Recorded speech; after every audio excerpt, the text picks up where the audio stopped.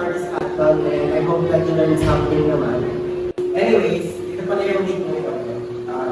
Reflect on the things na nakikita na sa surroundings mo sa that's it for our discussion. You can read the link.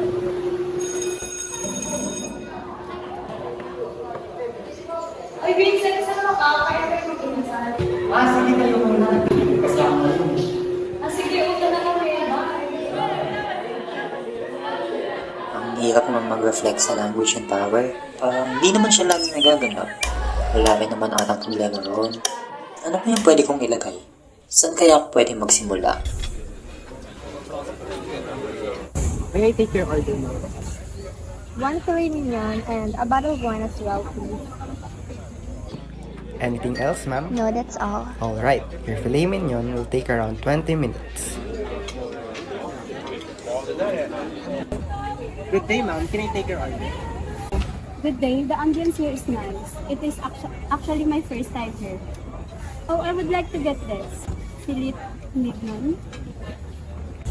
Ma'am, it is actually quite pricey and I don't think you can afford it. Why? What's wrong with it being pricey? So you think I can't afford it? Are you judging me based on how I Uy. talk? Buti din nabasa. Ay, ito tanong ako. Ate, saan po yung chill bar dito? There. Sige, salamat.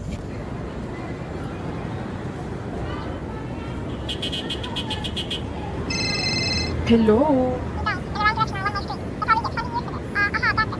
Oh, talaga? Totoo ba? Hello po. Saan po yung chill bar? Sorry?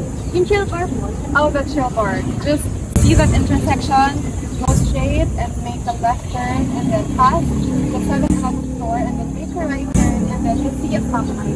To get there, just cross it. Okay? Okay po, thank you. Okay, you're welcome. Ano ulit? Look, nag-English ate. Ano daw yun?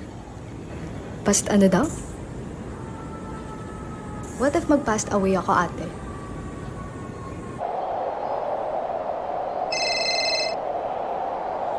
Oh, saan ka na? Naliligaw na ako. Ano? Lo, hindi na ba?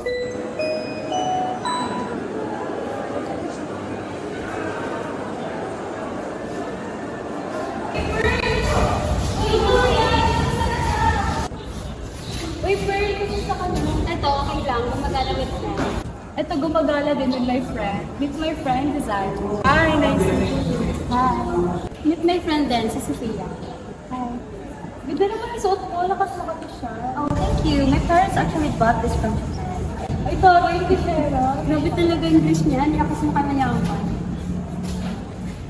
Ano ba yan, Lorraine? Sayang punta ko. Mag-post na nga lang ako dito sa Facebook. Post eh.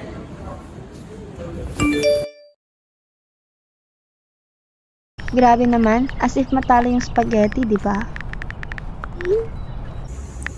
Mas yummy yung carbonara for me. That's why, dun yung boto ko.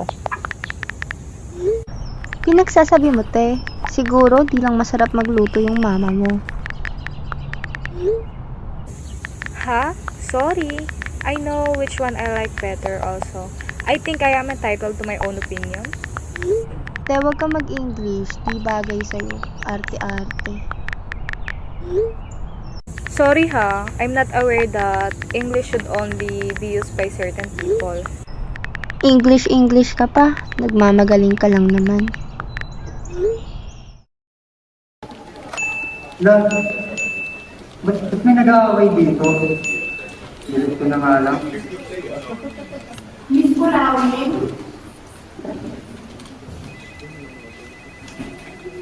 Miss Pilar.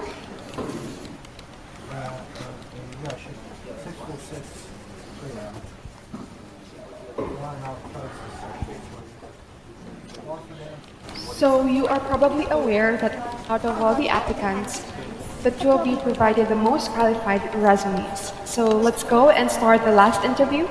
So, tell me something about yourself in a single sentence. I am Jinsi Bulawi. I am hardworking and also obedient, and I can learn to see. My name is Christine Anne-Marie Pinar, and I am capable of doing wide range of activities, whether it is computer-based or physical work. Okay, thank you. And why do you want to work in our company? I know that I will be a great contributor to this organization, knowing that the working environment here is pretty healthy, and also the company is known to give fair compensation to its employees. And those are the main reasons why I chose to be here. The salary is good. Ma'am, okay lang po ba na mag-Tagalog? Sure, go ahead. Kasi po ma'am, alam ko po na yung skills ko is pasok po sa hinahanap mo sa company. Kaya alam ko po na magagamit ko yung kakayahan ko at magagawa yung trabaho ko sa company. Thank you, Ms. Bulawi. We will inform you via email regarding the results of your interview. Thank you, ma'am. Thank you, Ms. Pilar, and I am happy to inform you that you passed the interview. Thank you, ma'am. Hala, deadline na pala nito bukas. Wala pa ako nasisimulan. Bahala na. Ano kayong pwede kong ilagay dito?